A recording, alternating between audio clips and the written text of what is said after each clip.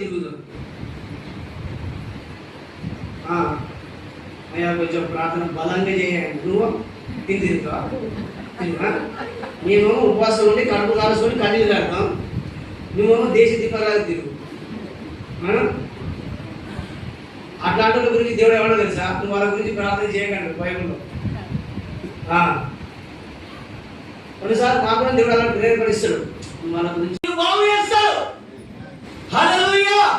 ఒకవేళ సేవకుడు ద్వారానే నీకు స్వస్థత కలగాలి అని దేవుని చిత్తంలో ఉంటే సేవకుడు ప్రార్థనాపూర్వకంగా లేదు కాబట్టి ఇతరుల మీద ఆధారపడతాడు. ఆధారపడడం తప్పు కాదు, అడగాలి. ప్రార్థన చేయండి అయ్యా, ప్రార్థన చేయండి అయ్యా అని అడగాలి, మంచిది. కానీ నువ్వు ప్రార్థన చేయకుండా ప్రార్థన చేయండి అయ్యా, ప్రార్థన చేయండి అంటే అది అడక తినేవారు. అలా కాదు, నువ్వు ప్రార్థన చేస్తూ ఇతరుల ప్రార్థన సహాయంతోను నీ ప్రార్థన అందరి ప్రార్థన ద్వారా దేవుడు గొప్ప కార్యం చేస్తాడు. నీ క్రైస్తవ జీవితం పటిష్టంగా ఉంటుంది. హల్లెలూయా. యేసు ప్రభువు వ్యక్తిగతంగా ప్రార్థన చేశాడు.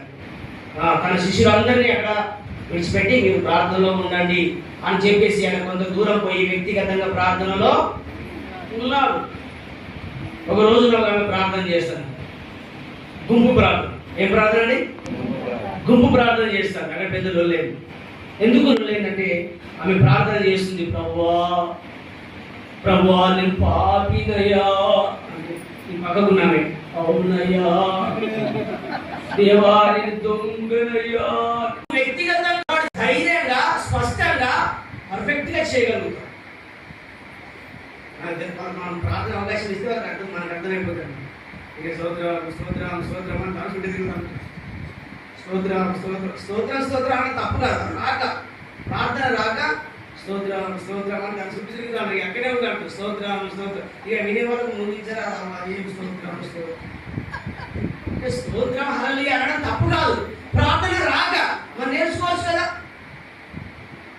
అక్కడికి వచ్చిన తర్వాత స్తోత్రం ఏదేదో ఏదో ఏదో ప్రార్థన చేయడం అది అడుగుతాడు, మనకు అర్థమైపోతాడు.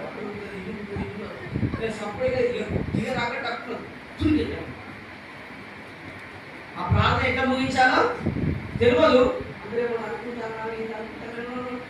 ఆమె అంటారు, యేసు నామంలో లేదు ఏం లేదు, ఆమె అంటారు దుర్గేతం.